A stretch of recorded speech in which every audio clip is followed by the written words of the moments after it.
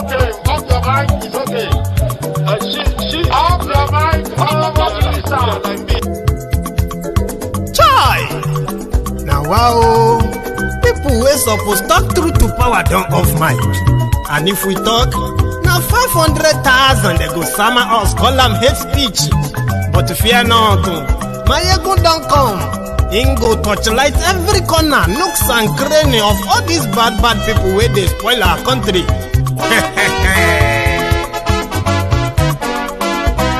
So my people make we laugh, oh yo yo. Maiyegun don't come, oh yo yo. My people make we shout, oh yo yo. Maiyegun don't come, oh yo yo. Maiyegun don't come, man of the masses, oh yo yo. Maiyegun don't come, oh yo yo. Maiyegun diary Politico, oh yo yo. Maiyegun don't come, oh yo yo. This one not the off in mind, oh yo yo. Maiyegun don't come, oh yo yo. And in the touchlight every corner, oh yo yo. Maiyegun don't come, oh yo yo. Okay, some people be they holla say they want the power. Chai, them be promise us say we go get light and power. Nah. Them hustle sote they can't get the power. But now they know they do anything with the power. Sure. Every day, dollar just they get the higher power over Naira. See them talk say make we off mind. But thank God say Maiyegun don't come. So my people make you laugh, oh yo yo. Maiyegun don't come, oh yo yo. My people make we shout, oh yo yo. Maiyegun don't come, oh yo yo. Maiyegun don't come, man of the masses, oh yo yo. Maiyegun don't come, oh yo yo. Maiyegun diary Politico, oh yo yo. Maiyegun don't come, oh yo yo. This one not they off in mind, oh yo yo. Maiyegun don't come, oh yo yo. Person where they do evil, no one make person talk. Them say that Maiyegun, that man too they talk. He too they talk. Say Maiyegun diary, he they hot like pepper. But every day then they take money in bulk. Woman picking, they the street they hawk. Still them talk say make we no talk. But thank God say Maiyegun don't come. So my people make you laugh, oh yo yo. Maiyegun don't come, oh yo yo. My people make you shout, oh yo yo.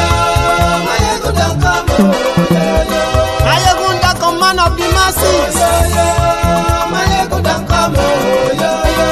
Maiyegun diary Politico, oh yo yo. Maiyegun don't come, oh yo yo. This man not they off in mind, oh yo yo. Maiyegun don't come, oh yo yo. Aha.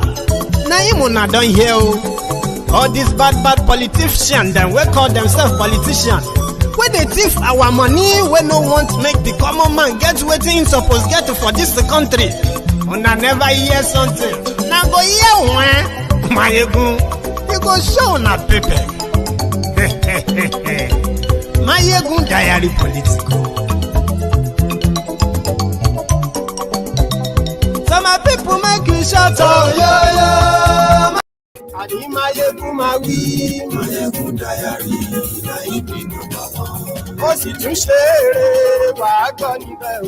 Hello there. Good afternoon to you. Good morning to you. Good evening to you from wherever you are watching from. This is Maiyegun Live. Share the video. Kò sí lọ́rọ̀ Maiyegun, Maiyegun diary, na ibi number one. Ẹ farabalẹ̀ sẹ́ o, kẹ́gbọ́rọ̀ lẹ́nu.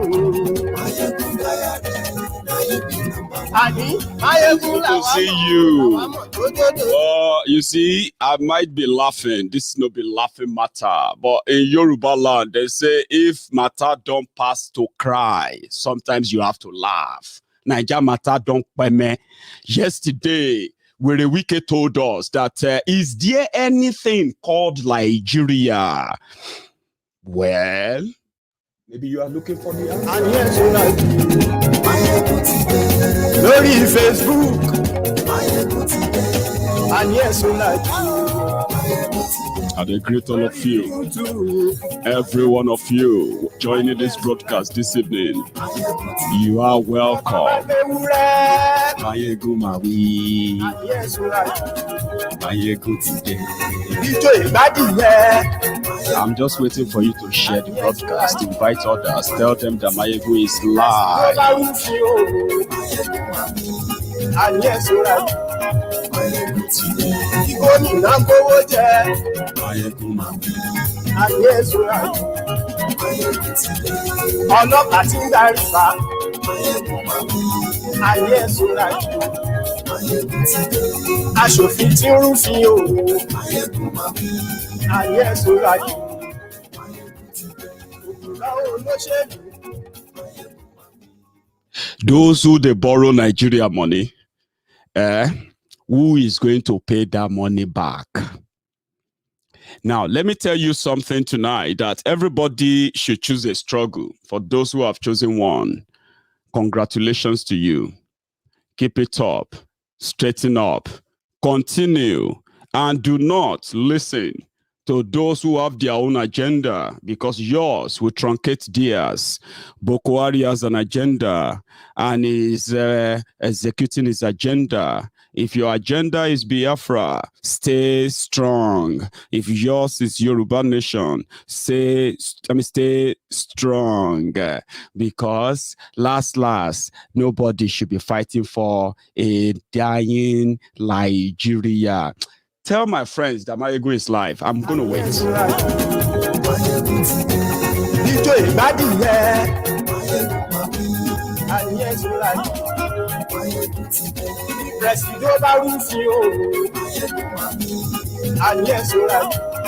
Do you know that Nigeria in the last 6 years borrowed over 35 trillion naira?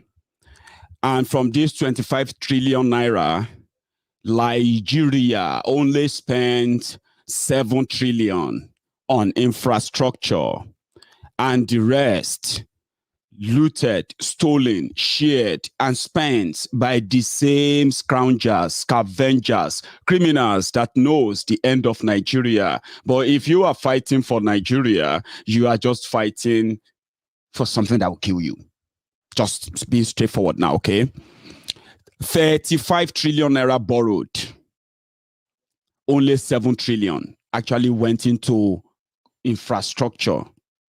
28 trillion went into paying for the luxurious lifestyle, the greedy, gluttonous lifestyle of Boko Haram and gang. And the adverse effect of this is what is your daily lives in Nigeria today. Your Naira is taking a free fall. It's not going to stop. Even when your central bank, led by Emefiole, came out to say they want to start their own e-Naira, they banned cryptocurrency, they banned every other digital currencies. Then they turned around and they created theirs and they called it e-Naira. But guess what? People are already saying, with the level, Nigeria Naira is going, e-Naira that they are trying to make you buy will end up as e-Naira. E-Naira, they call it. If you're a Yoruba man, that actually means that e-Naira means suffering. Naira continue to nosedive, not because you guys are doing anything wrong, but because you have criminals in charge whose only agenda is as long as Nigeria lives, they will borrow you out of this world. $750 million approved today by the World Bank. Now, you borrowed 33 trillion naira in 6 years. And only 7 trillion actually went into building infrastructures for you. Now, you borrowed this money at God knows how many, interest rates. Now, they borrowed this money to pay that money back in 30 years, 50 years, 60 years. China, I found out that they can't just invest just $10 billion in Nigeria, because most of their investments in Nigeria are probably 10 billion. They said that they can't just invest 10 billion in Nigeria, right? And then not have their bank in there, because if you fail to pay, we'll grab something else to clear our debts. Now, how does that affect you directly? It affected the way you live. When you complain about hardship, when you complain about sufferings, when you complain about non-payment of your salaries and the rest of that, economic hardship, right? Inability to actually live like human beings, right? The reason is not far-fetched. They are borrowing money in your name. Somebody has to pay back. How? They have no money for development, and it is deliberate. Okay, among the monies they were borrowing, one of them is the one to construct a rail line from Kano to Daura, from Daura to Maradi in Niger Republic, to be loading people up and down. Right now, because they have no money, they have to borrow. Since they have been borrowing, every other money they make in the country goes into servicing that debt. Now, for every 100 naira that Nigeria make, Nigeria will have to spend 99 naira. Sorry, Nigeria will have to give 99 naira to the lenders. If you make 10 naira, 9 naira will go to the lenders. So at the end of the day, your naira is now just winking and winking at 1,000 naira to $1 in 1980. For some of you who probably should know, I think I should share this with you. In 1980, in that same Nigeria, one of the things that probably made people think that maybe Nigeria will work, but they lied to themselves. I'm talking about those who are older than you now. I was born in 1984, right? January 1984. And that was like this date on this account. This is 19th of December, 1979. I'm sorry. Well, that's the date on the, on the passport. But look at that BTA, basic travel allowance. Allowance. I don't know if that's what I mean. 1980.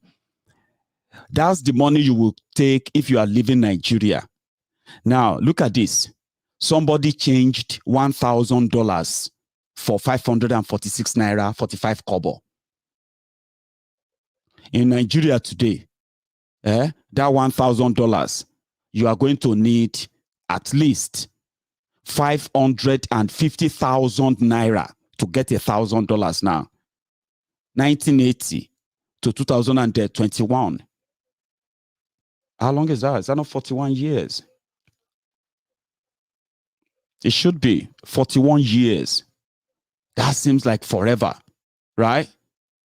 Today, the reality is that you may not really know how politicians destroy your economy, destroy your life, destroy everything that could make you probably human, live like a human being. These are the examples, right? And today, the World Bank just granted them 750 million. There's another 22 billion they want to borrow. That one is going through the process now. Before the end of December, they will get clearance and they'll get part of the money too. And we ask, who could pay the money? If Nigeria break up tomorrow, who is going to pay the money? And these guys knows something that we don't know, or we know, or pretended just like, no, it's not, it's impossible. They are borrowing money in the name of Nigeria. And they are using that money for themselves and for their Niger Republic and the rest of those they are spending your money on. Not that they are actually making Niger Republic a Dubai. It's just like pretty much like having a place where they can build their own RM and build their own caliphate. That if Nigeria break up, who go pay the bill? Who go pay the debts? That's one of the things. But you as a young person, when they tell you to defend Nigeria, apply to Nigeria, your country, to be faithful, loyal, and honest, to serve, to deserve our honor and honors, whatever nonsense they all pull into that place for you. But there is no real plan for you. The plan they have for you is that of a doomed country, right? 35 trillion naira borrowed in 6 years. 7 trillion is the only evidence spent, money spent from that money. What happened to the 28 trillion? That's money borrowed though. Not even talking about money generated. And they say, may Nigeria break into pieces. You are preaching to people that unity is better than a breakup. Anyway, there's something I'm going to share with you. When Wike said, is there anything called Nigeria? We treated that yesterday. Then something happened that yesterday as well. fake Pastor Ruga, Ikene Shatabandu, they went to River State to go and commission police, renovated police building. Akpabio, who happened to be the former governor of Akwa Ibom State, now the senator for Niger Delta, the one that you always see his face first when you join Maiyegun's Diary videos, it's okay. In 6 years, Niger Delta alone, they said they have collected close to 10, Niger Delta, NDDC, Niger Delta Development Commission, I think that's what they are called. They have collected over 10 trillion naira. I don't know how they made that so much. That agency alone. And that was the one they started probing when Akpabio said, ask your Oga, when the National Assembly was probing the NDDC. Go to that Niger Delta they are talking about today. You will feel sorry, just same way you feel if you go to Ota in Ogun State. That Niger Delta is foul.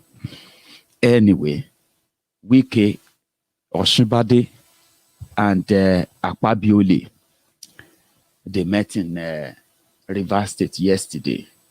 And this is how the whole thing went down, just for your amusement. This road will soon change. I have assured you, and Mr. President has said so, that everything will be done to ensure the completion of that road.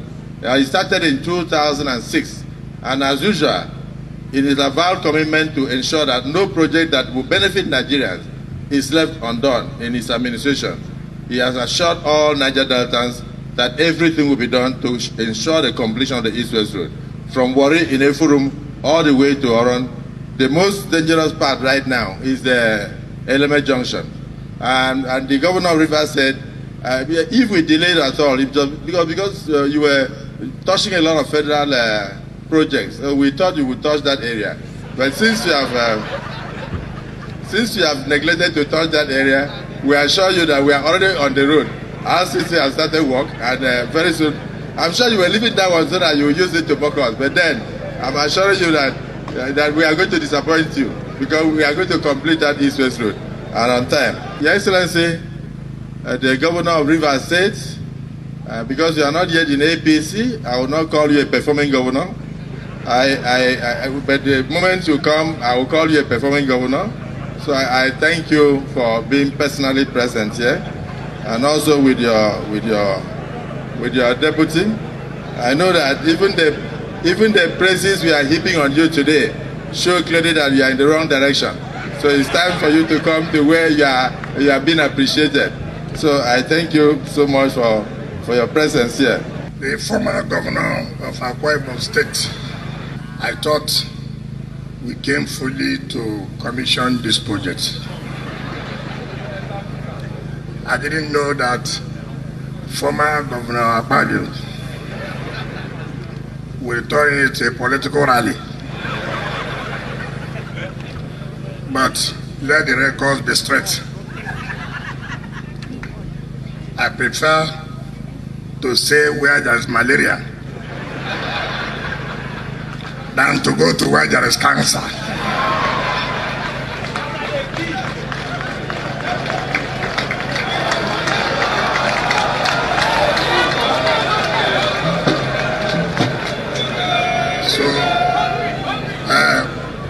Former governor, malaria is treatable. Cancer at 4th stage, you are likely to die. So I don't want to die now. So I'm very comfortable to remain where Nigerians have hope.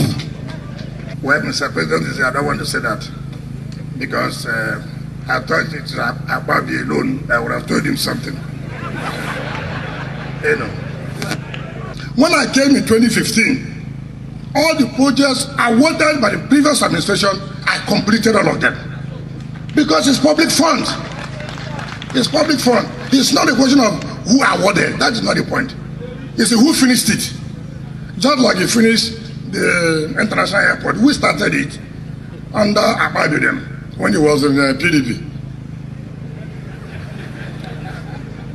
All the performance Akpabio claimed he did, was it under which party?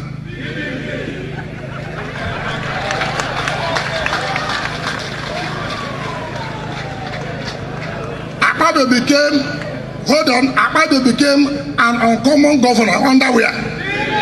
Is he an uncommon minister now? It's not. It's not. So, you know, so it is the right time for you to come back where you became uncommon. This is the right time for you. Since you left, you have lost all that position. So today's the right day for you to make that decision. And I know as you're sitting down now, I know you will take a decision today.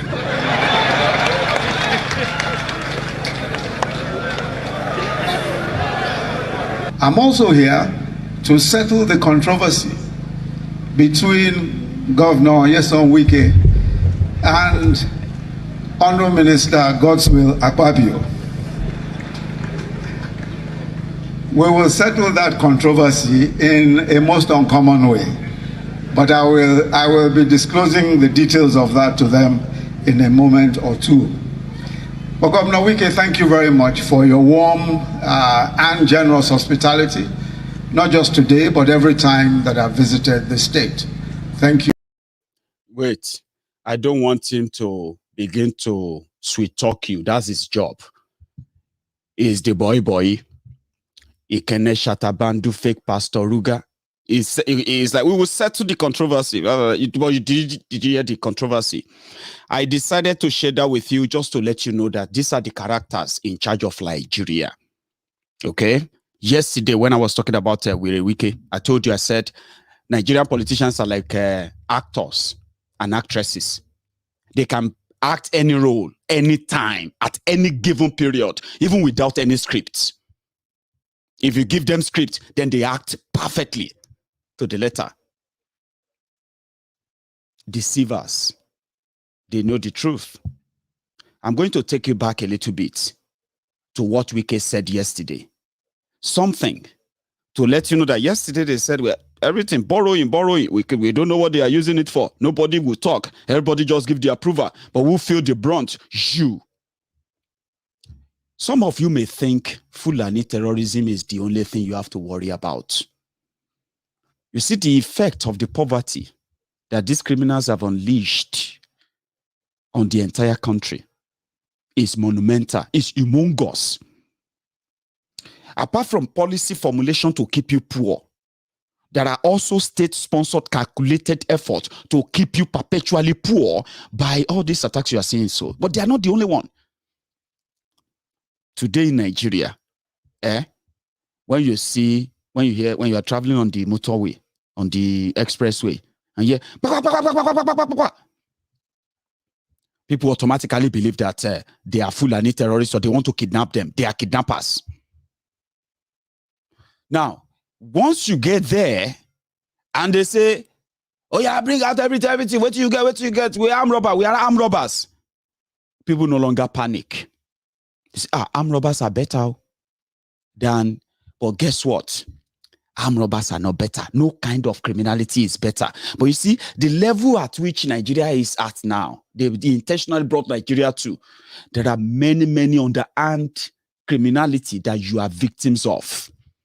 Being robbed in the traffic is a crime caused by, it's called the ripple effect of all these borrowings and looting and stealing because they had no plan for anybody. You will figure it out. That's what they believe in. You will figure it out. All of you will figure it out. Find your way. That is why there's now been an exodus of young people leaving Nigeria now. Have you been following social media lately? They don't care about that future. So the ripple effect of that is this. Those they don't care for, you would have to care for them. No amount of security you put around yourself will make you safe or will keep you safe or your family. No amount of money you make for yourself and then keeping your family out of poverty will actually keep them safe. And these are not crimes associated with Nigeria generally right now. But you have gotten to a stage whereby if armed robbers come to your house, You rather just cooperate with them and just be like, you'll be thanking God, oh, thank God they are not kidnappers. So look at the naval officer kidnapped in Lagos. Soldiers killed in Zamfara. Soldiers killed in Niger State. Many soldiers killed in Kaduna. Many people killed in Kaduna. You see all those things? Well, those ones are caused by the terrorists, we can say, right?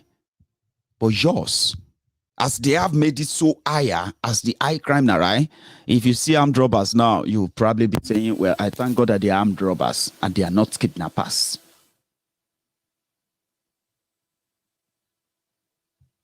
So people who brought you to that stage are those characters I just showed you now. So Wike pointed out and said, borrowing, and not in any way investing in anything productive that will get people engaged, because you see, a country will always be poor if you have more people out of job than people in jobs, because government has no job. There is no job called government. Government has no business. Do you get that now? Government has no business like, okay, buy and sell. Government have to tax you. They have to steal from you. They have to use all manner of everything to legalize what they take from you. That is what makes them government. They are the official thief. And the more you work, the better for that country. The more people work, that is the more production you have, the better for that country. The more you have, and Nigeria has a population of almost 70% of the entire population of Nigeria are the youth. Young people, able-bodied youth who are unemployed. If you say 35% of the population is unemployed, out of 200 million, are you not talking about over 80 million? That's officially. Officially. Unofficially, by the time you had the whole thing, you have about 70% unemployed and underemployed in that country. And the government, who cares? They don't give a damn about you. But you'll be 61 in 2 days. And you'll be shouting, the enemy of Nigeria. God will destroy enemy of Nigeria. No, no. God won't destroy anybody. If God will destroy anybody, by now, Abba, how many of you have been shouting Boko Haram, Boko Haram, Boko Haram? That's not how things work. It doesn't work that way. Things don't work that way. And if you see the way they practice your religion in Nigeria, right? The rich man is closer to God than many of you. But your pastors will tell you that you are closer to God because you are poor. They make you think because you are poor, you are closer to God. Meanwhile, your pastors will receive the first call of that criminal that makes your life a hell. So the point I'm making there is that the ripple effect of all these borrowings and the rest goes beyond, then, well, we complain all the time, goes beyond just complaining, goes beyond this Boko Haram and the rest you have now. There are many of you who have now turned to petty thieves, petty criminals, joining petty crimes. You are not admitting it. You call it Ozu. You are hustling. Because you have no idea how destroyed, how ruined Nigeria has become. You call it Ozu. Robbing people, petty crimes. Then you are growing on and on and on. You are the local terrorists that are also brewing out of this current trouble. Yours are going to be worse than those we are talking about today. Guess what? Some of you knows about all of them too. They are hustling, they are surviving. Rather than face those who gives no damn about you, they are out there every now and then. Now, your Naira can go to 1,000 Naira to $1. You can become jobless. You can become homeless. You can join crime. Just don't get caught. That is the destination you are going to. And let me tell you something. That then put everybody into a state of endangered species. Nobody is safe anymore. And you can say it now. You have 1 million boys in Lagos, you have all of that. So that's the ripple effect. So if you have any means of joining the pressure, the movement of enlightening the people that if they don't team up to break the chain of this demagogue now, this chain now, they will be so tightened and so fixed to it that they will never be able to come out. Those before us are already trapped in it. 75% population, 75% young people left their destiny in the hand of criminals. 75% of. I've told you that Nigeria has affected you even if you don't pay attention. You know that you have thieves as your leaders, from local government to every. You always say it, all of you, everybody not criminal, everybody not this and that. But do you actually understand how that affects you directly? And I said this not just to those who live in Nigeria. I said this to those of you also who are not living in Nigeria, who are living outside Nigeria. You may not even know that every time we talk about the rot, the destruction of Nigeria by these criminals, and we ask that the people should have the understanding and choose a path, stop supporting a path that is a doomed path, and that is Nigeria path. You are doomed for destruction, except for the few of you who have the opportunity of escaping it, but many won't. Choose a path. Yoruba nation, break Nigeria up to save lives. Choose a path. Because you see, this path Nigeria is going is a doomed one. And you may not tell yourself, you may not even understand how you are affected, whether you are in Nigeria or you are outside Nigeria. I was reading something on Twitter this evening, and some people were discussing in a space, like you see all those guys who see themselves as intelligent people on Twitter. They have this thing they call space. So they will be yarning dust, nonsense, ideas, this madness. Since EndSARS protests, some of them have found themselves as inspirational speaker, youth activists, blah, blah, blah, blah, nonsense. And in one of those spaces, they were saying that Nigerians abroad should just keep quiet and forget about Nigeria. They should stop talking about Nigeria. They are the ones creating problems for us here. They are the ones, blah, blah, blah, blah, blah, blah. And then they were talking about how PDP is not welcoming youth. I was like, I listened a bit. It didn't stay long because this was pretty much like a balderdash nonsense. Nigerians, all of us who left Nigeria with the green passport as Nigerians, we are recorded in the world data as Nigerians until you change that passports, okay, to those who have. However, many of you changed, or many of us changed our passports. Now, many of us are citizens of so many places that we choose to live, right? But you may have done that, but you know that till tomorrow, you are even watching this video right now, because you are concerned of the people you love who are still in Nigeria. Because yes, they are still there. And with that, yeah, we are now put on record as every year, we are in the bracket of the migrants all over the world who remit money back to their their primary country, like us. In Nigeria, we are not just about Africans and what have you. We're talking about all the global immigrants to the major Western countries all over the world who are sending major remittances back to Nigeria.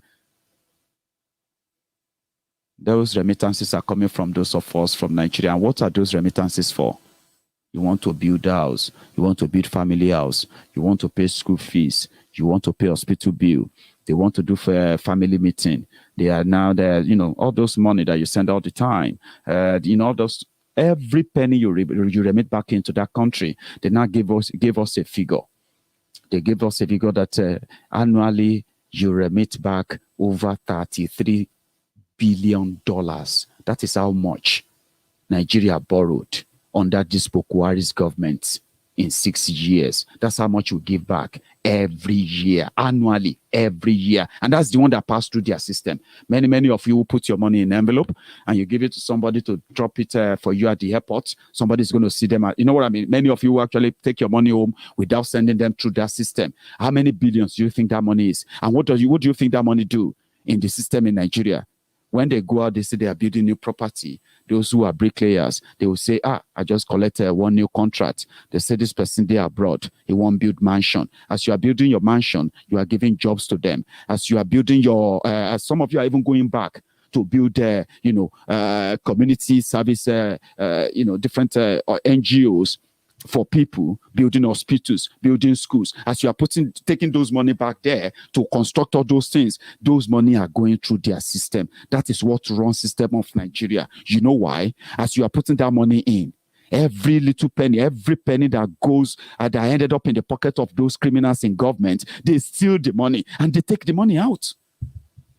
As we are remitting money back into Nigeria, these looters, these criminals are looting the money. They are taking the money out. Then you will now see some Elenushikutis, some morons, some idiots who can tweet, who can talk, who can speak English, who can speak grammar, who have followers, who have blah, blah, blah, blah, that they tweet nonsense to. And they will say the aspirants are the ones causing trouble. They should just mind their business. Ignorant idiots. I felt somehow, I was like, do these people actually have an idea? Do you need an economist to explain this to you? That we are the ones sustaining Nigeria. We are the ones sustaining Nigeria. Your criminal leaders are looting your money. They steal your money. When they steal your money, where do you think the money ends? Where do you think the money ends? Where do you think they take the money to? They bring the money here. They don't bring the money here to share the money to us. But your economy is in tatters. And how does Nigeria affect you directly or indirectly? Even if you are not in Nigeria, tell yourself the truth. How far with the money you now send to Nigeria, especially in the last 1 year, if you can't remember how much? As much as we tell ourselves, Nigerians won't listen. They will not listen. Stop sending money to them. Stop giving people money. Stop doing this and that. Blah, blah, blah, blah, blah, blah. But you still send money. Tell yourself the truth. I still send money. And if there's anything I have to seek forgiveness for, is the fact that I'm the chief priest of Temple of Truth. And we all agreed here that, Maiyegun, we should all stop sending money. I'm still sending money. Because on the Temple of Truth, we also have empathy.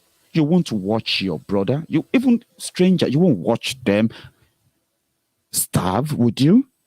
When you can spare something? Now tell yourselves the truth. How has the money you've been sending back to Nigeria doubled or tripled or quadrupled in the last 1 year? Tell yourself the truth, including to the family members. As it gets worse, you have to cough out more money. Aren't you? That's how it affects you, even though you are not in Nigeria. You are not within the territory where the Boko Haram will come after you. You're not within the territory where the police will come and hunt you down. You're not within the territory where they will come and, make you redundant and useless. You are not there. But where you are feeling it. Tell yourselves the truth. So then some dumb idiots in Nigeria, because they can speak grammar and they have Twitter and all of that, they can tell you that you should keep quiet for asking for Oduduwa Republic, for asking for Biafra. And politicians themselves will be like, it is the people in abroad that are causing problem. Really? Boko Haram goes abroad to borrow here and there, using your destiny, your existence, your everything, right there in Nigeria. We are not those who told them that they should continue to use your destiny to play dwarfed and keep you so limited and short and constrained.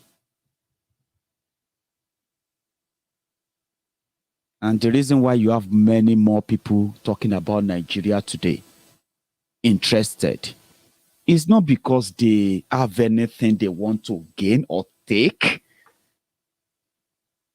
We see through these criminals. We see through them. We see the resultant effects of what they are doing. We realize that if we continue to pretend that this is not happening, one day, yeah, we would all be contributing money to feed our family members in different refugee camps. Somebody said something. A situation whereby Ogun State governor, you remember him, Dubious Darkbo. Let me give you a quick background of that. I want to tell you that story. I'm sorry if I'm going to deviate a bit. Dubious Darkbo, the Ogun State governor, is a product of fake Pastor Ruga Ikene Shatabandu to spite Irokunle Omoamushi, the former governor, who is now a senator representing Ogun Central in Abuja. Dubious Darkbo is the same guy who dictated during the oil subsidy scam probe under Goodluck Egbere Jolantan. His company was indicted and they were meant to refund some money, while some of them will go to jail. Dubious Darkbo, Gbenga Gbewiri Daniel, Ibukunle Omoamoshi, who were told they were friends, that Gbenga Gbewiri Daniel will be governor. Irokunle Omoamoshi will be second governor. And Dubious Darkbo will be governor too. According to that, their lineage, right? When he got to Ibekunle Omoamoshi, he told Darkbo to invest in his election in 2015, and Darkbo should go and be senator. Darkbo agreed, and Darkbo confessed publicly that he gave Irokunle Omoamoshi, he gave him $1 million towards his second term in 2015. And they told Darkbo to go and contest for Senate, and he was to run against Buruji Kashamu, the wanted drug baron that became a senator. Now, to cut the long story short, Dubious Darkbo became an orphan, political orphan. When the probe of subsidy was going on, as miracle God will have it, Boko Haram and APC, Ebekegbe, they won the presidency. So he found a new mentor inside Ikene Shatabandu, fake Pastor Ruga, since Amoshi told him, since he Amoshi played him in 2015, made him useless, almost bankrupt. The new power in Abuja, they are not in, Ashiwaju in Lagos, the Ashiwaju Anwole, was already in this serious battle with Amoshi, where Amoshi wanted to be in charge. So they needed somebody to help them stop whoever Amoshi wanted to give as the governor of Ogun State. That was where Dubious Darkbo came in. Subsidy fraudster, somebody who stole billions from Nigerians, should be in jail. So he became, and he has money, oil money. Tifnumbu was like, we can use him to stop Amoshi in 2019. He played the game right. He wasn't meant to be any governor. And as it will happen, Dubious Darkbo, Tifnumbu, fake Pastor Ruga, Ikene Shatabandu, they succeeded. Even though Amoshi was the one that controls Ogun State politics, Dubious Darkbo, that has no single councillor, was declared the candidate of AP sheet. Again, to cut that story short again, Dubious Darkbo became governor.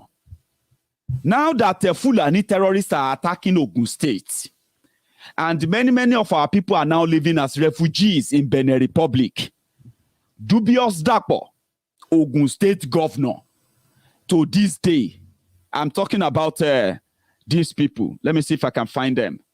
Since 2000, since February 2000 since February this year, these people have been living in Benin Republic as refugees. They were chased away by Fulani terrorists from Ojaudon in Ogun State, Yewa, all the Yewa North local government area. Many of those communities have been taken over by Fulani terrorists. Ogun State governor will not even admit it. He will not even talk about it. In Ogun State right now, people don't even know that tens of thousands of people have run away from Yewa North, and they are currently living as refugees in Benin Republic, a neighboring country. So, I'll show you them before I even continue, because some of you will be like, Maiyegun, how far? But what I actually wanted to tell you about Dubious Darkwa is this. Dubious Darkwa is in London. And when he was traveling to London to come and see Tifnumbu, he did not hand over power to his deputy. He handed power over to the secretary to the state government, his own appointee. So what then happened was that the deputy governor became angry. She was angry. What kind of insult is this? Well, he doesn't, she doesn't even respect me. To show that she is angry with what the governor did, going abroad, not handing over to her, she decided to buy a ticket too. They are holding diplomatic passport. They don't need visa. She bought her own ticket too and flew to London. She's in London as well. She did not take anger to go down to Ota, where she came from, where Obasanjo come from. Ota, have you been to Ota Road? Famous Ota Road. Make I not tell you that. Now, in that same Nigeria, where a state governor doesn't even have the guts, the courage to defend his own people, because nobody elected him. Look at all of them, all this hungry tout shouting and defending him on social media today. Now, so then they do. We will defend Nigeria. Nigerian youth must fight. All these politicians, blah, blah, blah, blah, blah, blah, blah. They will say, hello, comrade. Hello, calm down, comrade. We have noticed you. Oh, yeah, come. I'm going to make you my special advisor on social media. Senior special advisor to the governor on media. I'm very honored, sir. I am very, very honored to serve, sir. Those are the boys you see everywhere. We call them the Hallelujah boys. Hallelujah boys. None of them will show you this.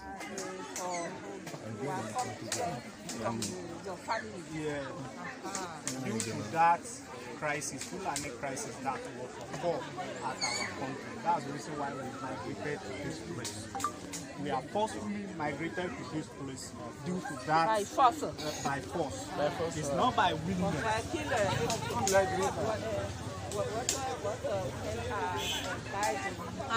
Women. Man or women. How much of man or women? Only you. Here. Both the women and men migrated from that area. No. And then people died. They say how many people they killed there. Okay. There are few many people. But that our many people. Many people have lost their lives. Many people have lost their lives.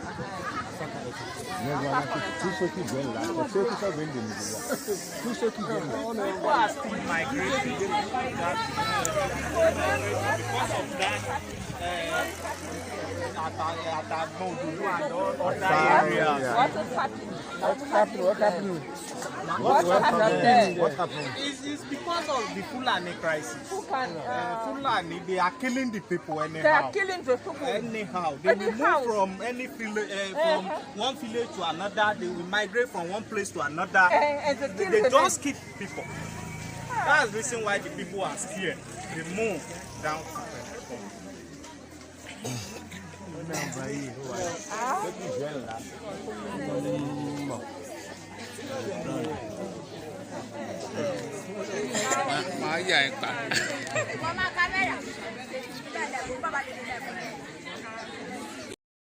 So if you are from Ogun State, I don't think you are going to pretend that you don't know about this. But they did their job to make sure that this is not news. The first day that the people from Ojaudon were running away, 10 women gave birth to children, 10 pregnant women. Yeah, they went into emergency labor and they gave birth in the forest, in the bush, while they were running away. Some people died running away. You see those people you saw dead, children, they were from Ogun State. Ogun State. Ogun State, oh. Awolowo, the man that everybody will say, Yoruba, are we Yoruba, this way Yoruba, that the sage. Awolowo is from Ogun State, oh. But there is no politician that is bold enough to even talk about them, not to talk about to go there and bring them back and keep them safe in Yoruba land.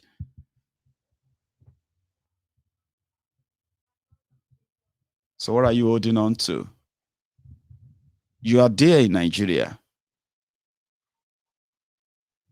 What are you holding on to? What is that thing that they are asking you to hold on to that you think, you will hold on to? These guys don't care. And all they have is you. And the only way they're able to keep you is because they have managed to weaponize poverty. And like I told you, some of you will always think poverty is about money, about this and that. And I told you, I don't think poverty is always about money or about not having something. Okay? You also Femi Foni Kayode for food Kayode. And this is not even like a joke, eh? Forget about every other thing that you probably assume about him. Do you want to see that? Do you want to see what he's all about these days, eh? It's even worse. He was in Abuja yesterday or so, begging. Make I show you first. Hunger, the kind of poverty they've weaponized in Nigeria is beyond those they are officially called the poor. And some of them you think are rich, but they have no substance. There's nothing left, nothing to look into. Just like Wike told us. And character like this will continue to decide and be in charge as long as you continue to pretend that Nigeria may likely work. No one is going to do that. No energy will be wasted anymore. Use the energy on Yoruba nation. Those who weaponized poverty, they know what they did. And they know the usefulness and the effectiveness of such a weapon. And if you meet Femi Foni Kayode, you understand what I'm saying. Let me start by saying that thank you for coming. We appreciate you and we appreciate your presence here.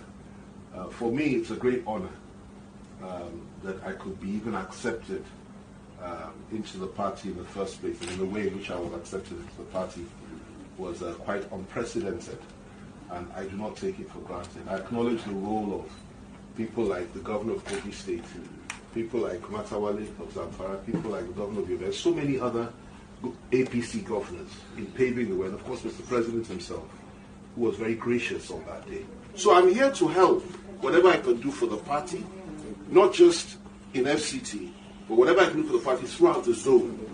You understand? North Central Zone. Yes, throughout the North Central Zone.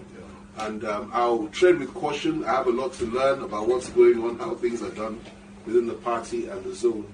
But you're there to guide me, and so that's just basically it. And it's an honor and a privilege to receive you. Very kind of you to come to my home. Honorable Minister, I think you're joining the party to some of us. It's like a homecoming because you are part and parcel of those who initiated this mega party that becomes this big today and presiding over the. But Amechi thought otherwise. At Osborne Street, and those who shared in the corruption are busy dancing about it. Femi Fani Kayode, when he was Minister of State, Minister of Aviation, Dr. Peter Odili's government gave him 2 billion naira to fix the runway. It's not there on the record of aviation. I'm the Minister of Transportation, I have that record. It's not there. He went away with the 2 billion naira. Are those allegations that you're making against him? I'm not making allegations, I'm saying statement of fact.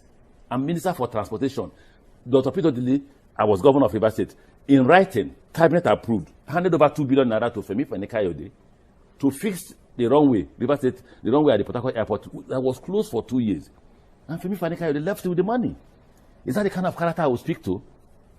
That's not the kind of character. We are not on the same level. You know, not only thief, sabi thief. Well, those are the characters that will make up your one Nigeria. Keep dreaming. All right. To our Biafran women who have now taken over London. Did I even all right? Oh, not too much. I came across your first day in London today, and I couldn't but marvel. My brother, Prince Jejeman, I caught you on camera too. Yes, they were in London today to start a 3-day solidarity rally and protest as well against the illegal extraordinary rendition of Mazi Nnamdi Kanu from Kenya. And they are not backing down. They are going to be everywhere. London is going to know they are there. In fact, London knows they are there, and they're going to know for the next 3 days, the Parliament building and everywhere that matters, including the BBC. And everywhere that matters in London, they will know the women. That's why I said, you know, you have to respect our women, especially when they get involved. Then you know that thing is worth it. I mean, that thing has value. And with what I saw today, the Biafran women, yeah, that's good. I remember one song like that. And we still hail our all Biafras all over the world for standing solidly for us. Now, we want to perform our culture right here and right away. Our ritual, right here and right away. It has nothing to do with anybody. It has something to do with our culture and our God.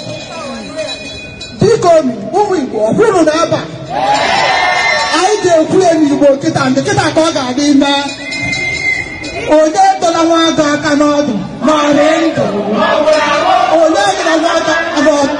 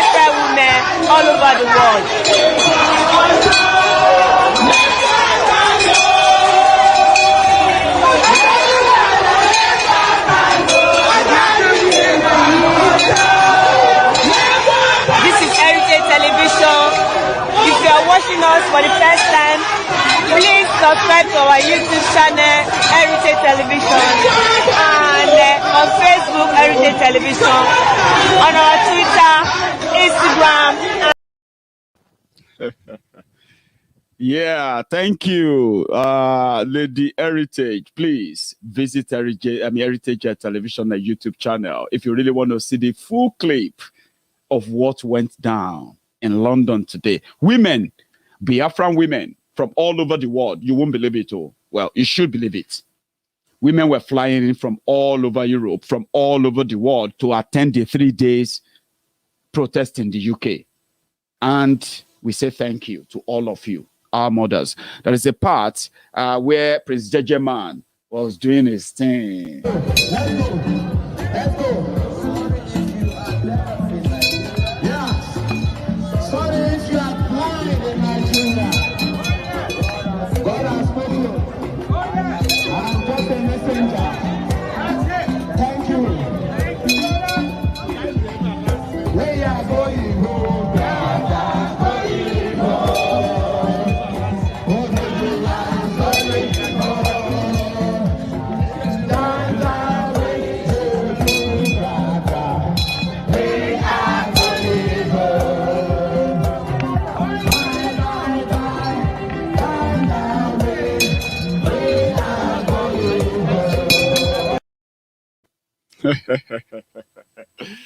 Prince Jejeman, I love you, honestly. And I hope you are watching. Thank you so much for all the effort, all the women, everybody that came out today. Meanwhile, that was in London. Tomorrow is another day, okay? So while we resume tomorrow, right, let's go back to Biafra land. People will still tell you it is Nnamdi Kanu or nobody else. This is the great Nnamdi Kanu. This is the great man we are talking about. Nnamdi Kanu stops a Florida right now. This is Nnamdi Kanu. Look at him, the white boss. Look at him on the white boss.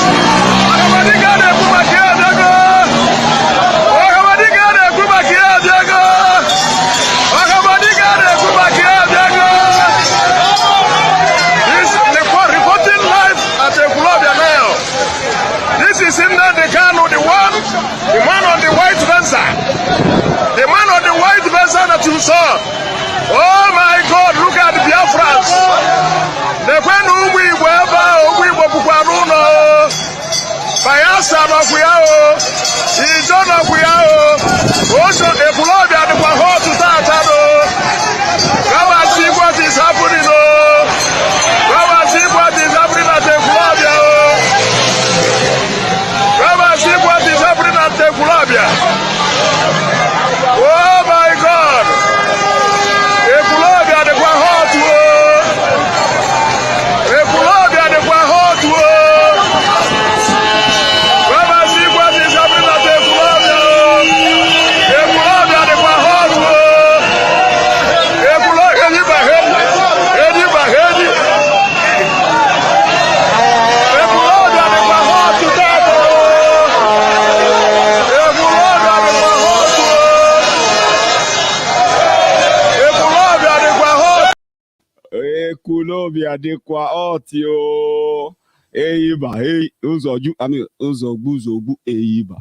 You know what I mean? I decided to share that video. It is not a recent video. Just to let you know the type of man Nnamdi Kanu was. And he still is. When he was out there, Nnamdi Kanu is not just that kind of guy. He's not. If he's present in Eastern Nigeria, the reason why the Eastern politicians decided to prescribe IPOB, call them terrorist organization, by pumping the repentant terrorists into the Eastern Nigeria, call them unknown gunmen, and even their own political thugs working for them as unknown gunmen, so that they can paint and tag IPOB as the terrorists. And so many of you are still convinced. Good luck with that. You are still convinced that IPOB are capable of attacking people and killing people because of what this Janjaweed system that have the power, to show you the numbers of people they've arrested, right? But they have no power to stop attack whenever they are ongoing, especially attack on their own facilities in that same place. Nnamdi Kanu no be just pushover. We just leave story. We leave all this dragging, all this social media dragging. All of you. If to say Nigeria is a real country, where Nnamdi Kanu is fighting for our Biafra, and he is allowed to campaign everywhere. Many politicians in Eastern Nigeria, they would be completely they would probably have left politics by now. His influence got across anything that you can just sit back and say, who is he? Why are they not doing this or that? If to say people should do what they want to do for what Nigeria is doing, I don't think the type of death we are talking about. In fact, forget about sit at home in the East. Nobody will even want to do anything. Everybody will permanently sit at home. If those guys should do what they should do. So if they tell you that now who is Nnamdi Kanu, who is this and that, his influence cut across, I decide to share that with you. Release him, free him unconditionally. Begin the conversation. Begin the negotiation with him now on when they were going to have a referendum peacefully. Just do it. Go and spend your trashy Naira and give that to the Biafrans who are ready to collect money from you to vote for Nigeria and see the result. Whatever is the result, Nnamdi Kanu said, if you give me Biafra, if you give me referendum, if you say, oh yeah, the Igbos should go and do referendum among themselves, so you have votes. Do you want to stay in Nigeria and you want to leave? Nnamdi Kanu said, if Igbo people vote no to Biafra, it will stop talking about Biafra forever and ever. But they know that it's a gamble that nobody wants to take. Who won't gamble them? Ask the Igbos and say, yeah, we will do referendum for you. Contract on Rigam. The people that said there will be no election in Anambra, there will be no election, this and that. Should you to be sitting down to negotiate with them and say, you know what? Oh yeah, let's go do the referendum. If Nnamdi Kanu is allowed to stay in Nigeria for 2 years, Hausa people will be asking for referendum. If Nnamdi Kanu is allowed, if Oloye Sunday Igboho, if these two people are just allowed to just go and mind their business, no fight, no nothing, no. Just when they say Nnamdi Kanu is coming to Port Harcourt, even with the Wike, we have to go and sit at home. Some of you have no idea who he was. When Nnamdi Kanu moves, military, roadblock, everybody, they move away. Some of them, they became friendly with him as he is approaching. And he's not somebody that will sit in his car and say they see military. Military are blocking the road there. And Nnamdi Kanu is coming with all the Biafrans behind him. And he is coming. I have videos of all this, though. That's why I share this one with you. Such person is operating in a place where you have terrorists in charge. If not, you will sit down with him. You will begin conversation with him. Wait, come. What is that thing where they make you angry? You won't leave.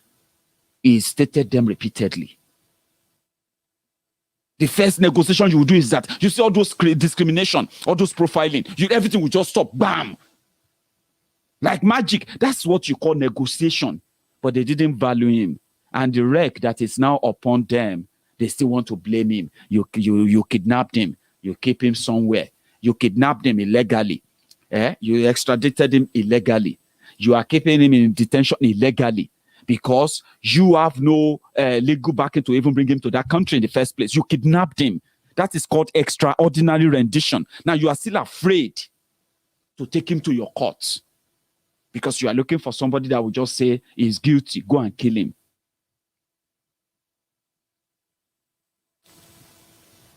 If Nnamdi Kanu is walking, there is no authority. Forget it. For those who remember that time, if these two guys should stay in 2 years, people will be so bold enough, to say, Oyamo Okuku finish everything. And people will finish everything. I witnessed those periods. But what did they do? They decided to go and kill him. Same thing happened to Oloye Sunday Igboho.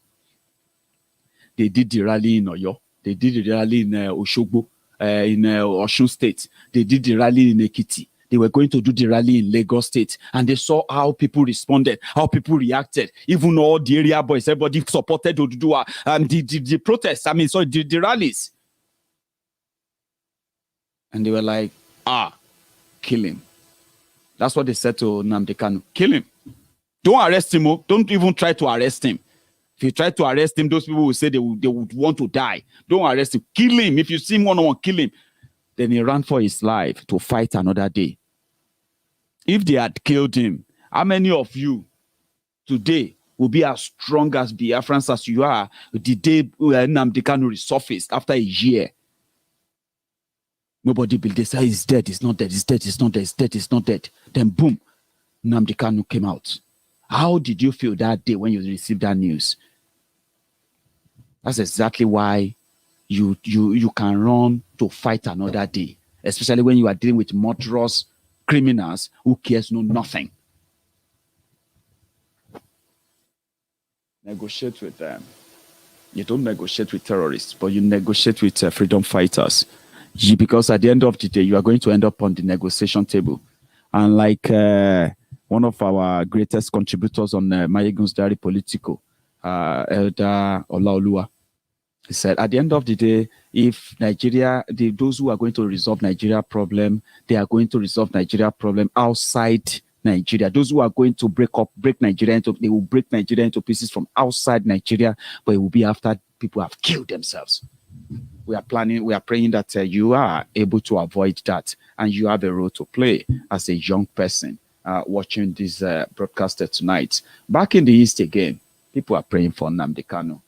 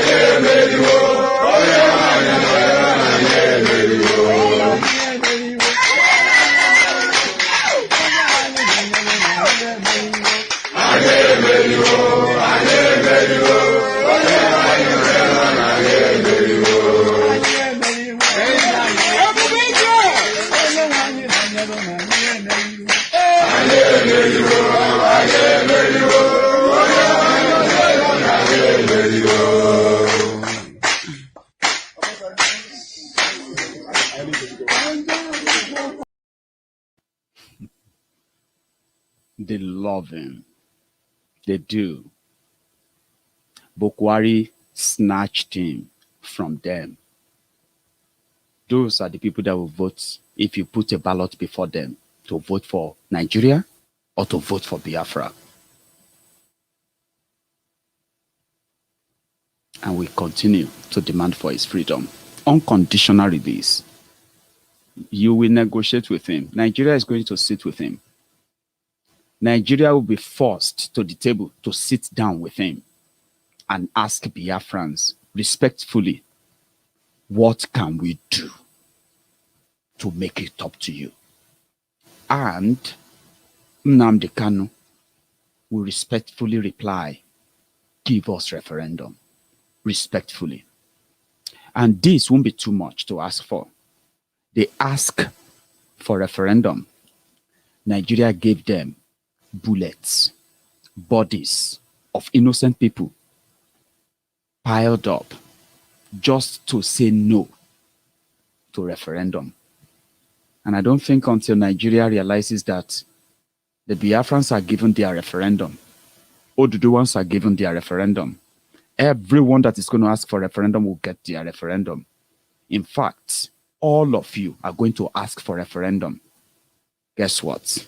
Just like right now, that many of you are asking for freedom. Freedom from political chicaneries, political hooliganism, political hoodlums. Freedom from this contraption. Freedom and get a better country, as some of you are saying. Others are saying we want freedom from complete freedom from this whole contraption. We don't want to be part of it anymore. Give us Oduduwa nation. Give us Biafra. But I've told all of you that at the end of the day, what are you looking for? Freedom. So, just like I said now, referendum. You would one day all agree that the problem is not anything invincible. It is that trashy, worthless booklet called the 1999 Constitution. You will ask for referendum. You will ask for it. Referendum is a new word, right, to you, but it's not new. But one day, soon, you all ask for it. We want a new constitution.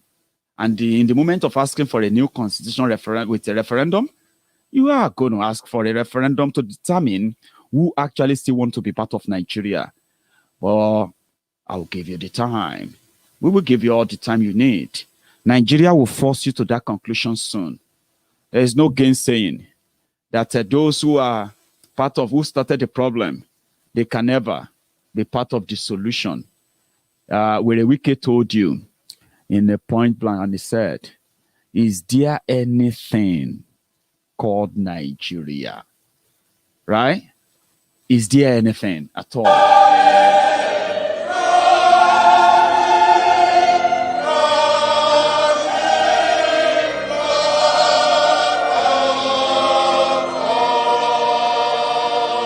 You have a child that's 61 years old.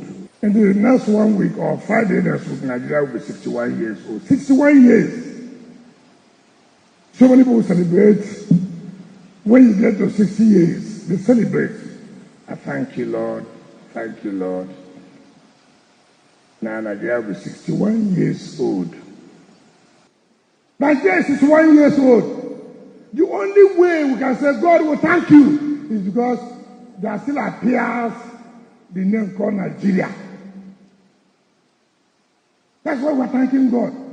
There still appears the name called Nigeria. But indeed, is there anything called Nigeria? Indeed, a country 61 years, old man of 61 years, full of enmity, full of division, hatred.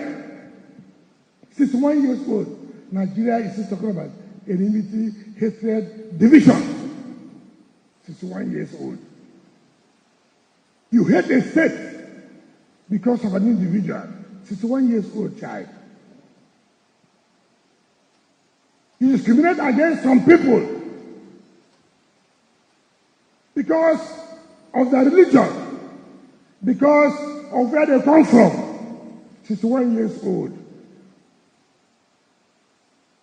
That's Nigeria. And we're clapping hands, Nigeria, Nigeria, Nigeria. 61 years old. Where is the legislature? 61 years old. Where is the legislature? A legislature that cannot think. A legislature, anything they bring is right. A legislature that cannot say that Nigeria has gotten to the age of conducting a free and fair election. A legislature that cannot say that Nigeria has gotten to the age of conducting a free and fair election.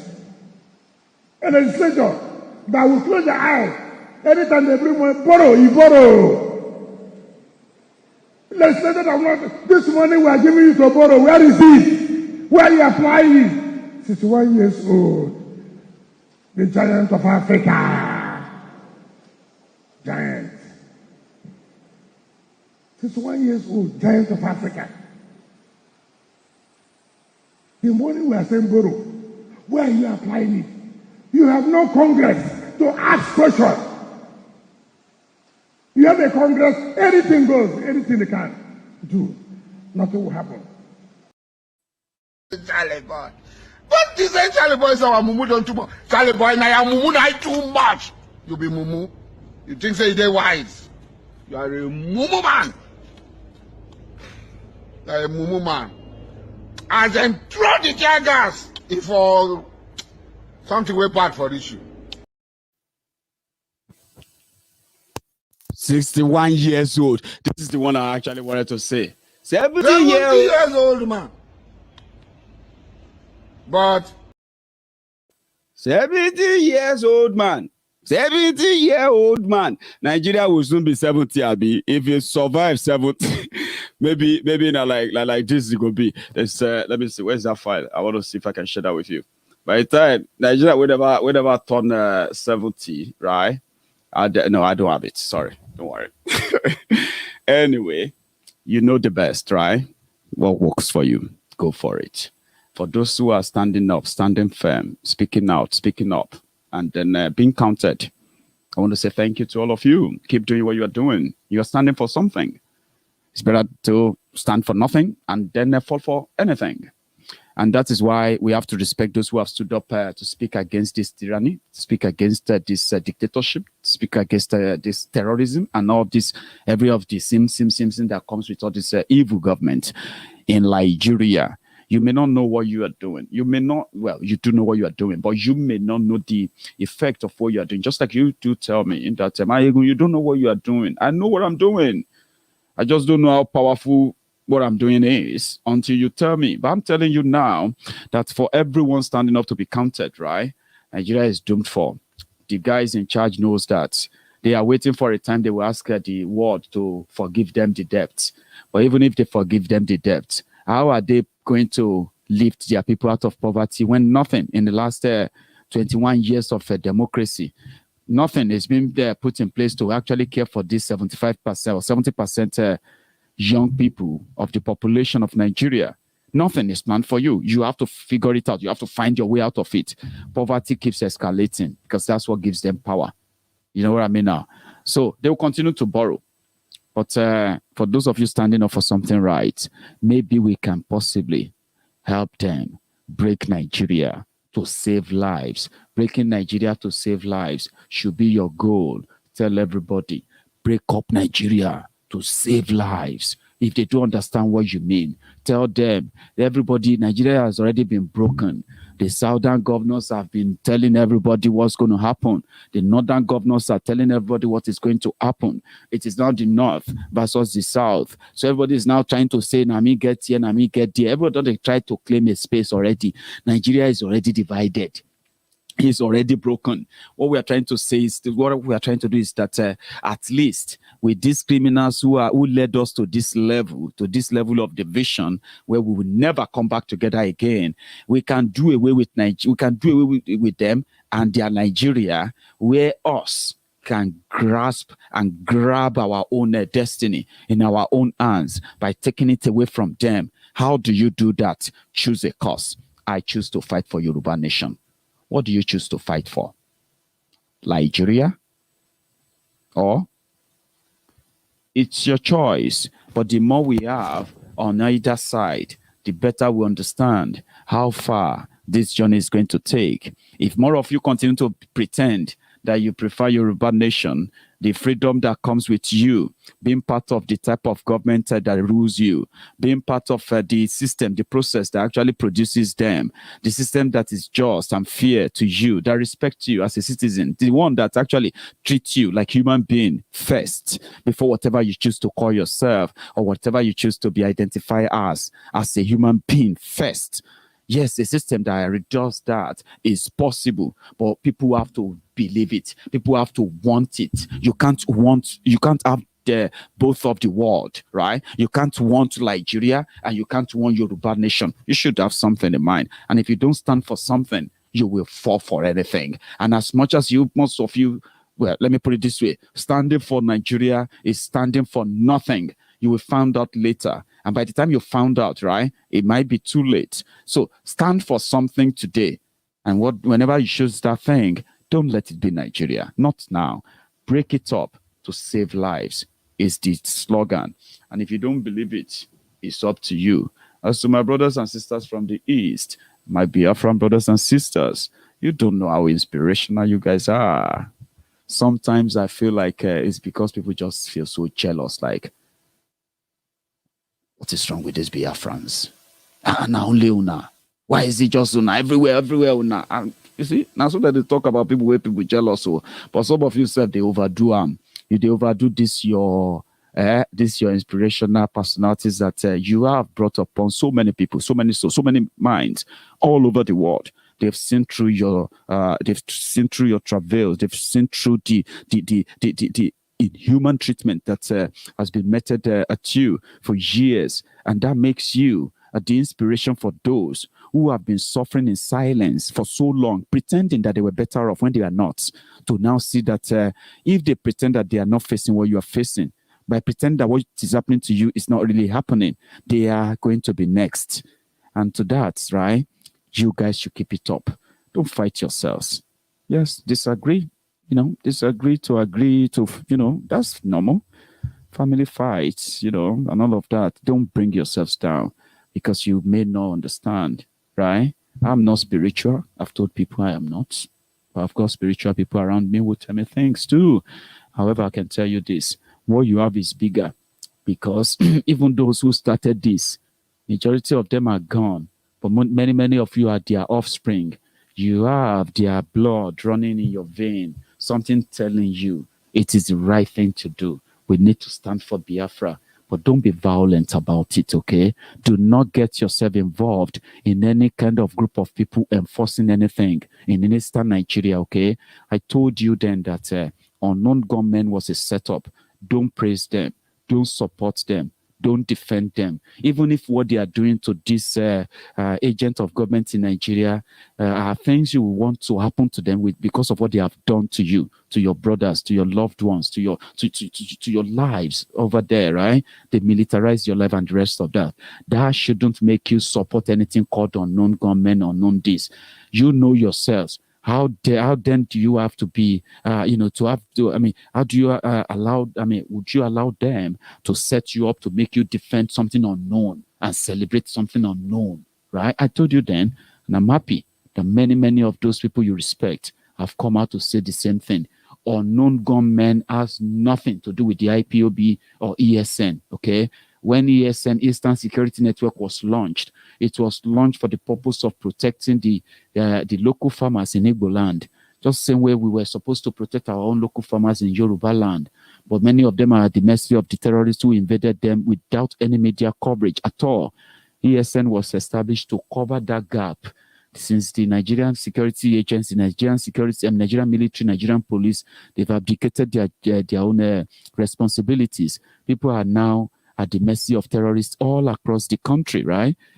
So, IPOB, Indigenous People of Biafra, the organization led by Mazi Nnamdi Kanu, and now they started Indigenous People. They started the Eastern Security Network to stop the invasion of their land by Fulani terrorists, right? Then suddenly they said unknown gunmen. Why is it that after they created ESN that we celebrated, we saw the images of everybody, we saw the volunteers, we saw people who came out to say we will defend our land. The moment Mazi Nnamdi Kanu called, volunteer to defend their Igbo land. And we saw the thousands of these people who came out, young people, and we saw them in their training. But Nigerian government came out to tell you that they are being trained as a militia. They are being trained to come and fight war. And you believed them. These guys were deployed into the forest. We saw how they were going after some of these criminals as well, right? Then a couple of months later, they started their unknown gunmen, and many of you believed the propaganda. I told you, don't believe it. Because you have nothing unknown about the Biafrans and their struggle? Or do you know, well, maybe I don't know everything. Is there anything unknown about Biafran struggle? Even when Buhari, the first time Buhari met, the first time somebody asked Buhari about Nnamdi Kanu, he couldn't say what Nnamdi Kanu did. He couldn't pinpoint how Nnamdi Kanu was a terrorist. He said he brought a radio to Nigeria. I'll share this with you as a reminder. Mr. President, the State Security Service has consistently, since you came in, disobeyed court orders. I can mention Kade Are, I can mention Sambod Asuku, he has about 3 bails and is still being arrested. I can mention Patrick Bole Kemi. I can go on and on, Nnamdi Kanu of Biafra agitation. These people have legitimate bails from the court, and then they're still being held. Are you not worried? And then, secondly, sir, why we can only take one? I'm really sorry. All right, we've got limited time. Yes, Mr. President. Are you a lawyer? I'm a journalist, sir. You want to be appointed lawyer then? Technically, if you see the type of atrocities those people committed, I'm very sorry to say this publicly, against the country, if they jump bail, if say the former president just wrote to the governor central bank and said, give 40 billion naira, 40 billion to so. And then he fills the accounting and you give him bail, or you ask him to go and see his doctor in London. While you have 2 million people in IDPs, half of them, they don't even know their parents. Which kind of country do you want to run? And the one we are calling Kanu, do you know he has 2 passports? One Nigerian, one British, and he came to this country without using any passport. Do you know he brought an equipment into this country, a sophisticated equipment, and was broadcasting for Radio Biafra? Which kind of government do you want to have? But we wrote an editorial against him in Premium Times. What? Premium Times wrote editorial against his radio station and called on the federal government to stop that. So he should be given bail to go away. There's a treasonable felony against him, and I hope the court will listen to the case. That is Nnamdi Kanu's offense. So don't go out there and say because you are. They said his offense was bringing radio equipment to Nigeria, and they charged him for treasonable felony. Treasonable felony in a person we won't overthrow government. Oh, treasonable. Buhari has been having nightmare of Nnamdi Kanu. From the first night he slept inside Aso Rock. And he's never been himself since then. It's been his complete nightmare. So there's nothing unknown about Biafrans. Don't join them to celebrate unknown killers called unknown gunmen, sponsored by the Nigerian government, Igbo politicians, and some of their thugs, political thugs, who are also Igbo brothers like you are, like yourself. All of them working in cahoots, and all of them working as killers in the eastern Nigeria, and their media are doing the good job. Unknown gunmen. But the unknown gunmen that have the power to attack police station, unknown gunmen that have the power to attack prison, federal prison, unknown gunmen that have the power to attack military checkpoints. The same unknown gunmen have no power to fight those who came to arrest them. They go into people's homes, arrest innocent people on the street, and they parade them as arrested unknown gunmen, IPOB members. I told you all of this is like a setup. Don't join them. Don't defend them. And don't go out there to enforce anything on anybody. Don't go out there in the name of IPOB because you want to prove something. We will not take it. Everybody go and sit at home. You don't force anybody. The reason is this. If you are doing that, if you are caught, there are other people also who are IPOB members now coming after some of you who are just pure thugs. All right? And you will never commit any violence in the name of IPOB and think then people will come around and say, but you are not fighting for anybody if you attack your brothers. If you are not fighting for anybody, you are not fighting for Biafra if you burn your brothers' businesses, if you burn their trucks and says that they have to sit at home. Nobody is forcing anybody to sit at home this time around, okay? We need one another. And I'm saying this because when you do all those, what you are doing is this. You are setting yourselves up. Setting yourselves up for exactly what they want to happen. And they can go to their last phase of whatever they are planning. All right? And I hope you will listen to that. There is nothing violent about them.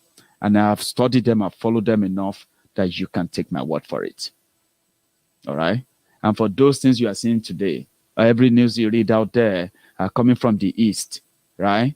They are those coming from mostly from those who believe that they found that scapegoat. Before now, Nigeria used to profile the Igbos. We can't trust Igbos. We cannot trust Igbos. Be careful of Igbos. I'm saying this because that's a fact. Nigeria profiled them everywhere they go. And it is an unwritten code. So for the first time, the Igbo elites, they found people they can use as scapegoats so that they will be seen as true Nigerians. And they can say, no, now those ones be the Igbos where they cause problem. We love Nigeria.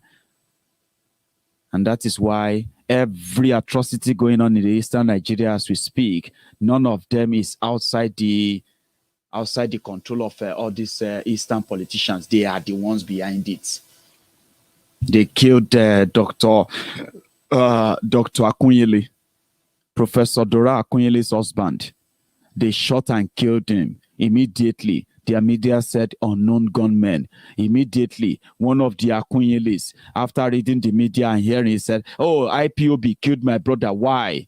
Because, yes, look at all of them. Anambra State election is ongoing right now. Assassination of political rivals is ongoing right now. But do you know who is easy to blame? IPOB. Very easy. But you will never ask yourself, listen, start naming the names of those that they said have been killed by unknown gunmen. Put all of them together and see where is that link to make them become assassination targets. And what is IPOB going to prove killing Akunyele's husband? Like, what exactly is that going to prove? I mean, what?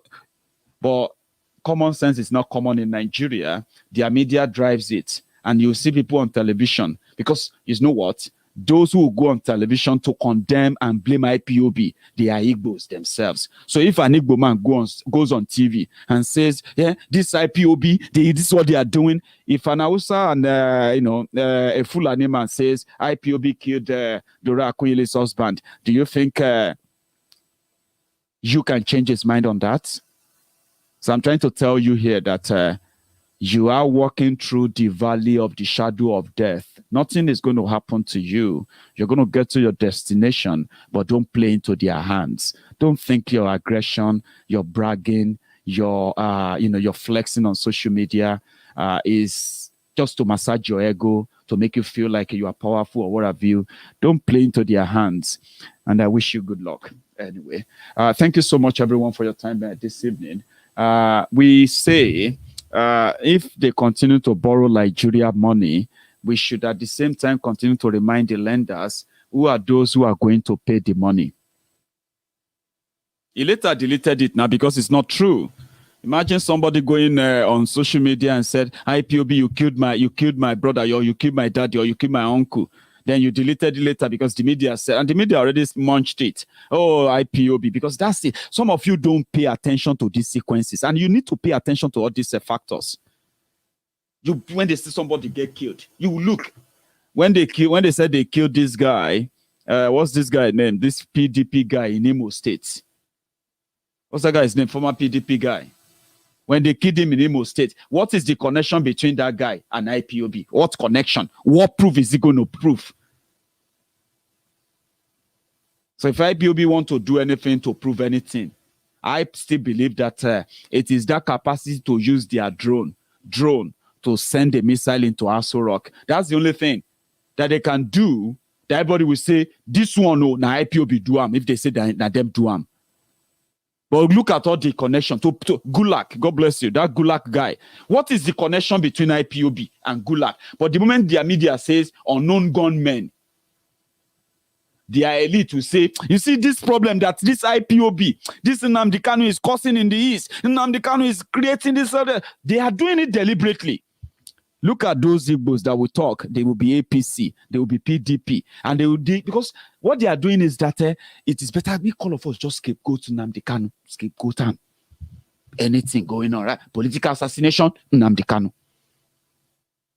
Armed robbery by political tout, IPOB, not them. First, just say unknown gunmen. Our people know say unknown gunmen in the East must be IPOB. And you believe that and you call yourself smart. Very smart person. Man, you don't know what you're talking about. People don't used to tell me that. So people don't tell me that anymore. People used to say that to me. Maiyegun, you don't know what you're talking about. I said, listen, come on, it's a common sense thing. Yes, breaking news. Okay, fine. What is breaking about the news? Unknown gunmen killed Dr. Akunyili's husband. Wow, unknown gunmen. Why would unknown gunmen kill a very good man, according to the report I've read about him? Somebody who happened to be a doctor, who built a hospital, and he's been giving free medical services to so many people, and they know him. Why would IPOB kill him? To send which message? To who? To prove to who? But go on social media now. And when you look at those who are saying that, you will realize that they are Igbo men, Igbo women. And when you look further, you will realize that they are PDP members.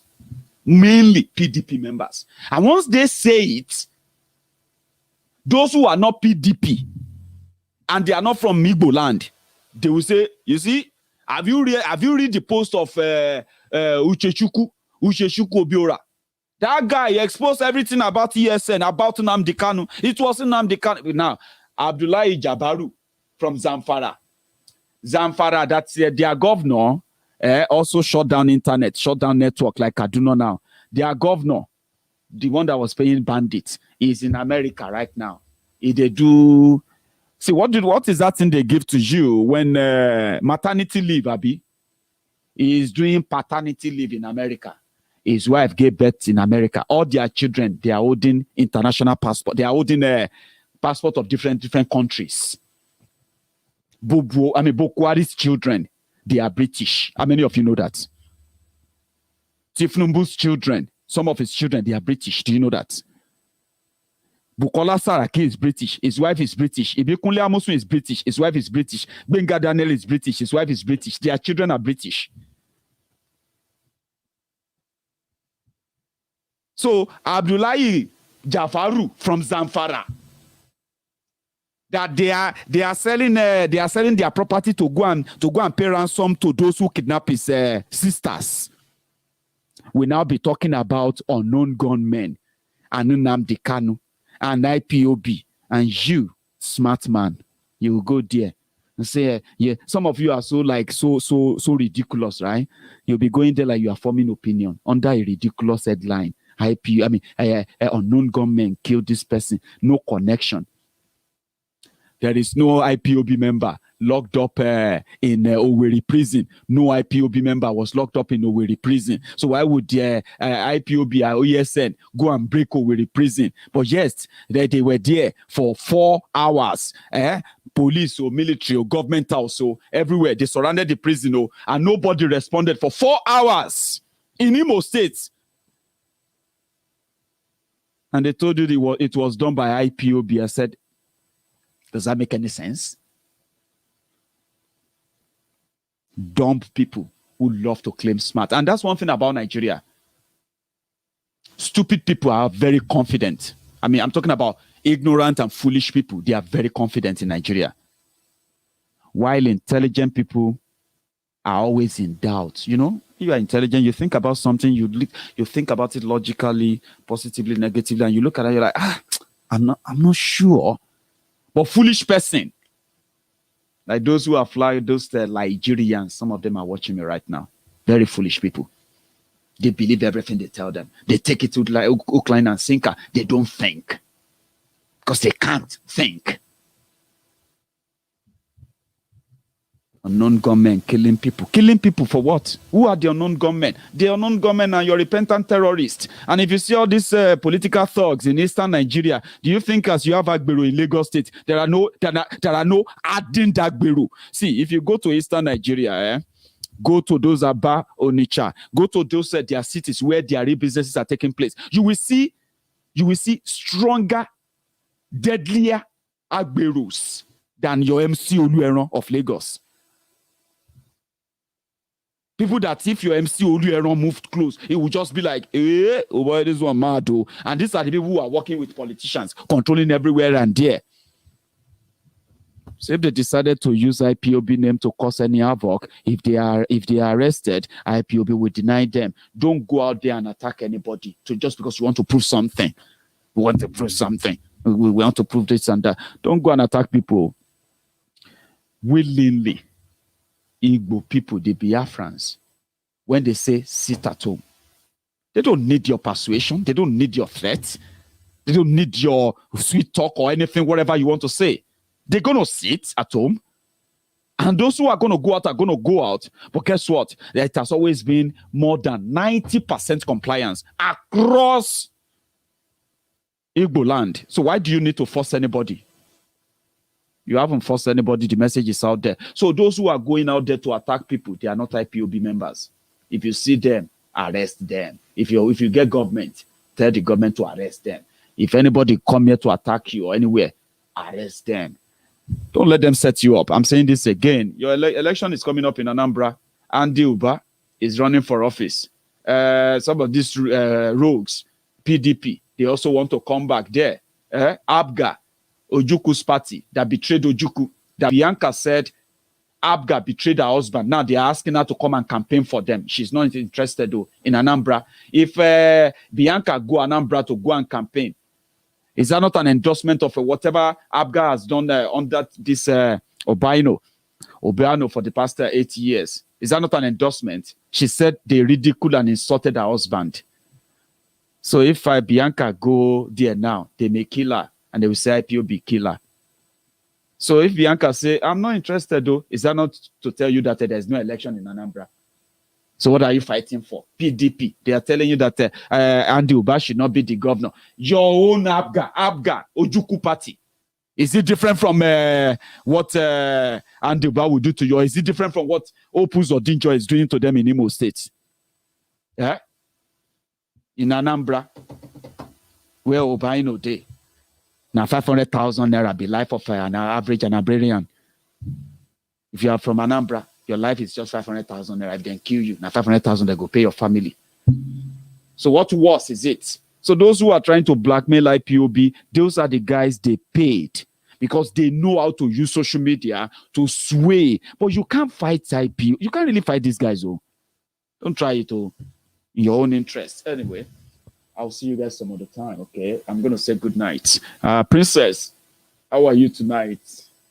I would have possibly take some calls, but not tonight. We'll do that some other time, okay? Thanks so much, everyone, for your time. And before you go, give me that, especially on Facebook, right? You need to leave that chat room, right? Before you can do anything. This place, all of you are typing your comment, right? Leave that chat room. Just leave live chat. Underneath it, click like under that video, okay? I'm going to see you tomorrow on Facebook. Thank you to every one of you who managed to join. Again, I'm going to see you tomorrow as well. When they borrow Nigeria money, they are selling your destiny. They are selling off your future. And when we talk about this future, some of you don't know that even being a Nigerian is pretty much like a life. Life don't rig you. It's like life is leading you by 4-0. I don't know if you understand that. I don't have time to break it down anyway. But as a Nigerian, once you are born, bam, inside Nigeria, and your mama, your papa be like my own mama, my papa, people they hustle for their own money. Nobody they give them free money. No free money to steal, no people to kill, to take money. They hustle for it. So you know what I'm talking about. So as them born you, life don't they lead you by 4-0. So if you are lucky By the time you turn 30 or 40, if you are lucky, you're smart, you may don't get to that 43. So by the time you turn to 40, maybe you'll be like a 4-4 draw. If you are lucky, some people know they get one. Nigeria Life will still add another one to it. It will be 5-0, 6-0. Some people they 8-0. They have given up. Those are the Lagos Abobakus. Those Oshogbo Alimajiris. Those unboot slaves, obedient fools, sophisticated morons. The Buhari Deans, the Buhari Didernes, the Buhari Dinotus, the Buhari Dijatus, the Buhari Shukus, the Ungos Yaris, the Unekaris.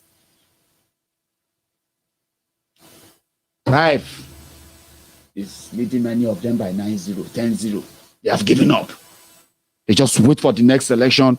Say, Baba, no, they collect money to vote. Baba, now our money, we will collect time. We will collect the money. We still say, for 4 years, if they collect your money, now our money for 4 years.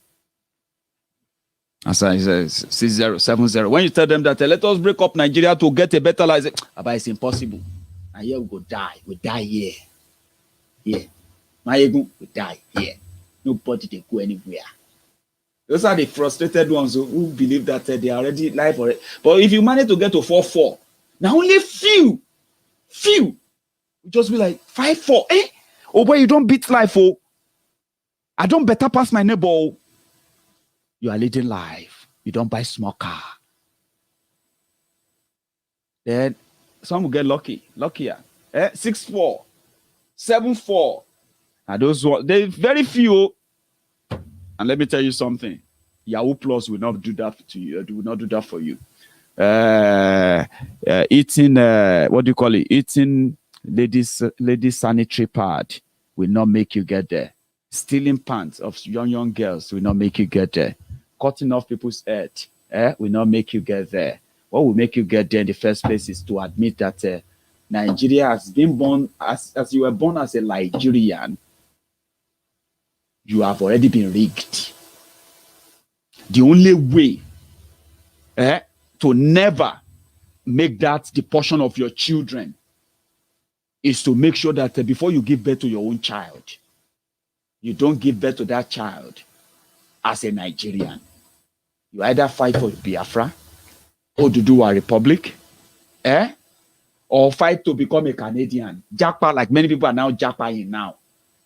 And now when I say Japa, I'm talking about before you give birth to any child. And if you have given birth to some child, they are enough for you to stand firm and fight for something.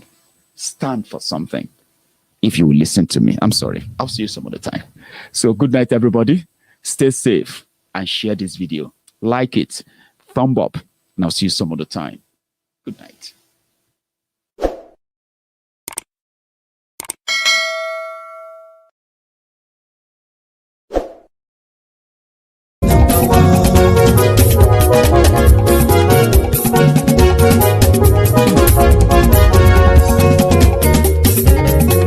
Àní ẹ̀sùnra kì í. Maiyegun ti dé. Maiyegun ti dé. Ọ̀jẹ̀lú ẹ̀sùnra kì í. Maiyegun ti dé. Àní ẹ̀sùnra kì í. Maiyegun ti dé. Lórí Facebook. Maiyegun ti dé. Àní ẹ̀sùnra kì í. Maiyegun ti dé. Lórí YouTube. Maiyegun ti dé. Àní ẹ̀sùnra kì í. Maiyegun ti dé. Bọ́ bàbá gbé wúrẹ́. Àní ẹ̀sùnra kì í. Maiyegun ti dé. Ijó ìgbádìyẹ. Maiyegun máa bí. Àní ẹ̀sùnra kì í. Maiyegun ti dé. Pẹ̀sìdó bá rúfin o. Maiyegun máa bí. Àní ẹ̀sùnra kì í. Maiyegun ti dé. Kí gómìnà kówó jẹ. Maiyegun máa bí. Àní ẹ̀sùnra kì í. Maiyegun ti dé. Ọlọ́pàá ti ń gba rìbá. Maiyegun máa bí. Àní ẹ̀sùnra kì í. Maiyegun ti dé. Aṣòfin tí ń rúfin o.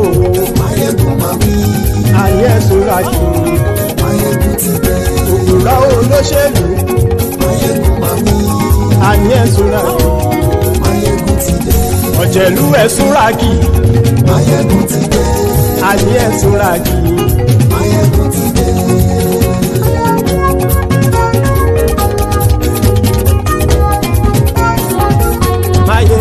ti dé gbogbo ọ̀jẹ̀lú ẹ̀ súnra kì. Maiyegun ti dé gbogbo ọ̀jẹ̀lú ẹ̀ súnra kì. Ṣùgbọ́n ní bá ti ṣe èyí tó yẹ kí wọ́n ṣe ọmọ bá dèrò ní fi wọ́n níran o. Maiyegun ti dé gbogbo ọ̀jẹ̀lú ẹ̀ súnra kì. Maiyegun ti dé gbogbo ọ̀jẹ̀lú ẹ̀ súnra kì. Ṣùgbọ́n ní bá ti ṣe èyí tó yẹ kí wọ́n ṣe ọmọ bá dèrò ní fi wọ́n níran. Wọ́n fowó bẹ́ẹ̀ o Maiyegun ó sọ pé wọ́n ò fẹ́ bẹ́ẹ̀. Wọ́n fowó bẹ́ẹ̀ Maiyegun ó sọ pé wọ́n ò fẹ́ bẹ́ẹ̀. Oníkanṣá ti ṣe èyí tó yẹ kí wọ́n ṣe fáwọn ará ìlú tó gbé wọn débẹ̀ o. Maiyegun ti dé gbogbo ọ̀jẹ̀lú ẹ̀ súnra kì. Maiyegun ti dé gbogbo ọ̀jẹ̀lú ẹ̀ súnra kì. Ṣùgbọ́n ní bá ti ṣe yìí tó yẹ kí wọ́n ṣe ọmọ bá dẹ́rọ̀ ò ní fi wọ́n níran.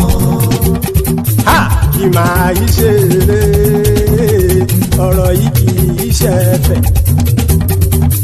Kì máa yí ṣe eré ọ̀rọ̀ yìí kì í ṣe ẹ̀fẹ̀. Ẹni bá ti lè lẹ́bọ̀ lẹ́rù o ọmọ bá dèrò kàṣàyè tú wọn síta.